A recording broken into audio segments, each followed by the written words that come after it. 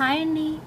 Next topic వచ్చేసి home ట్యాబ్లో ఉన్న ఎడిటింగ్ గ్రూప్లో ఉన్న గో టు కమాండ్. ఈ గో టు అంటే ఏంటి అంటే మన దగ్గర డాక్యుమెంట్స్ ఉంటాయి ఆర్ ఫైల్స్ ఉంటాయి సిస్టంలో. ఈ ఫైల్లో ఒక్కొక్క ఫైల్కి 300-400 పేజెస్ ఉంటాయి. మనం ఒక్కొక్కటి స్క్రోల్ చేసుకుంటూ ఉంటే టైం అనేది అయిపోతుంది.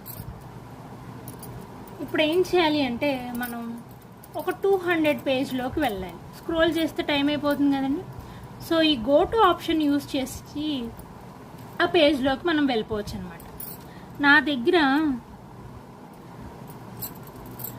చూసుకుంటే కనుక 17 పేజెస్ ఉన్నాయి. అందులో నాకు 14th పేజ్ కావాలి.